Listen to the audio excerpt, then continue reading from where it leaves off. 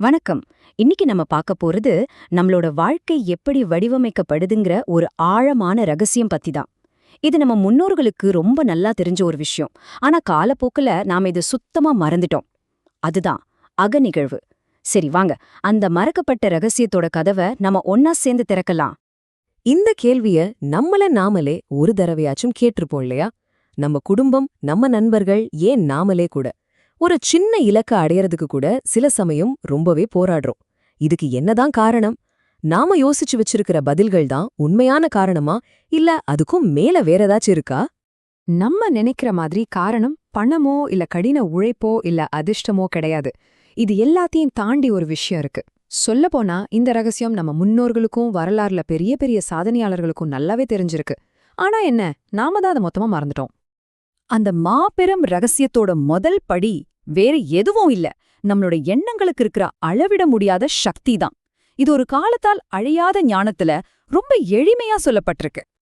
இந்த வாசகத்தை நாம எல்லாருமே கேள்விப்பட்டிருப்போம்.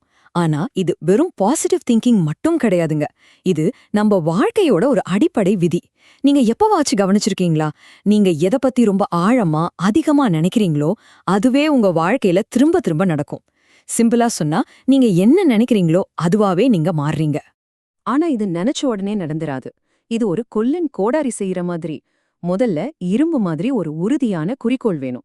அடுத்து தினமும் அத பத்தியே நினைச்சு அந்த இரும்ப உலையில வச்சு சூடேத்தணும். மூணாவதா ஒரு சுத்தியால ஓங்கி அடிக்கிற மாதிரி உங்க மனசுக்குள்ள அந்த குறிக்கோள் நிஜமாகறத திரும்ப திரும்ப காட்சிப்படுத்தி பார்க்கணும். இப்படி தொடர்ந்து செய்யும்போது அந்த மழுங்கலான இரும்பு ஒரு கூர்மையான கோடாரியா மாறுற மாதிரி உங்க குறிக்கோள் உங்க கண் முன்னாடி நிஜமா நிக்கும். இப்போ அகக்காட்சினா என்னன்னு கேக்குறீங்களா? ரொம்ப சிம்பிள். நமக்கு என்ன வேணுமோ அத நம்ம மனசுக்குள்ளேயே ஒரு படமா ஓட்டி பார்த்து அது உண்மையாவே நடந்த மாதிரி உணர்றதுதான் அகக்காட்சி. இதுதான் நம்ம எண்ணங்களுக்கு வடிவம் கொடுக்கற ஒரு பட்டறைன்னு கூட சொல்லலாம். சரி, இது கேட்க நல்லா இருக்கு. ஆனா வெறும் எண்ணம் எப்படி இந்த நிஜமான உலகத்தை மாத்த முடியும்? இது எப்படி சாத்தியம்? இதுக்கு பின்னாடி இருக்கிற ஆழமான அறிவியலையும் உண்மையையும் இப்ப நாம பார்க்கலாம் வாங்க. வாங்க, நம்ம உடம்புக்குள்ள ஒரு சின்ன பயணம் போயிட்டு வருவோம். நம்ம உடல் சதையும் எலும்பும் நிறைஞ்சது. அதை இன்னும் ஆழமா பார்த்தா அதுக்குள்ள செல்கள் இருக்கு.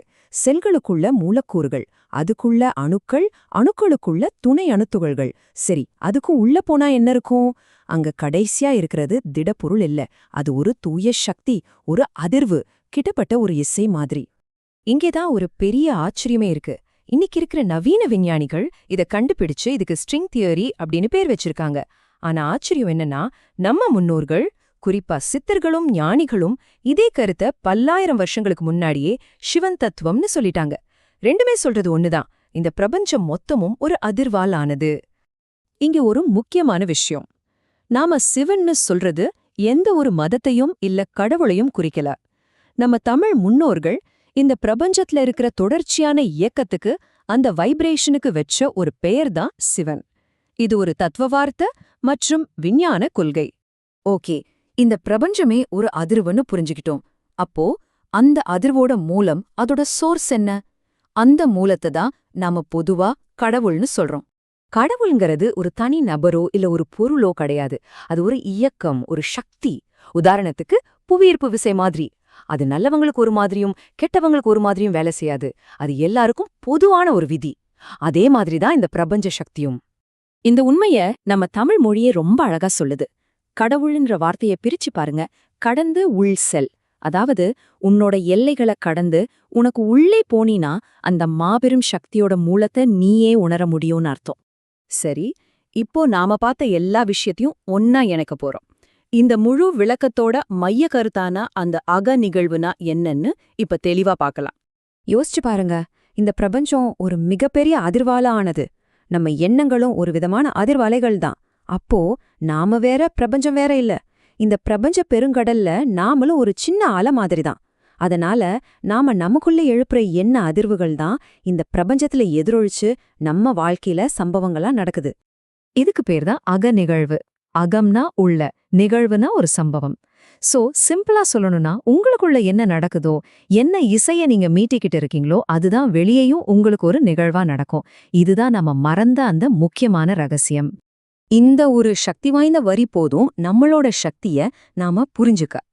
உங்க வாழ்க்கையை செதுக்கிற சிற்பியும் நீங்க தான், அந்த சிற்பமாக செதுக்கப்படுவதும் நீங்க தான், உருவாக்குறதும் நீங்க தான், உருவாக்கமும் நீங்க தான். இறுதியா இந்த முழு விளக்கத்திலிருந்தும் நீங்க எடுத்துட்டு போக வேண்டிய முக்கியமான செய்தி ஒன்னே ஒண்ணுதான். உங்க வாழ்க்கையோட இசையமைப்பாளர் நீங்க தான், வேற யாருமே கிடையாது. இந்த மொத்த பிரபஞ்சமுமே ஒரு பெரிய இசை கச்சேரி மாதிரி. அதுல நீங்களும் ஒரு முக்கியமான அதிர்வு, ஒரு இசைக்குறிப்பு. இப்போ கேள்வி இதுதான்: நீங்க உங்களுக்காக என்ன பாடல, என்ன இசைய உருவாக்கிக்கிட்டு இருக்கீங்க? யோசிச்சு பாருங்க.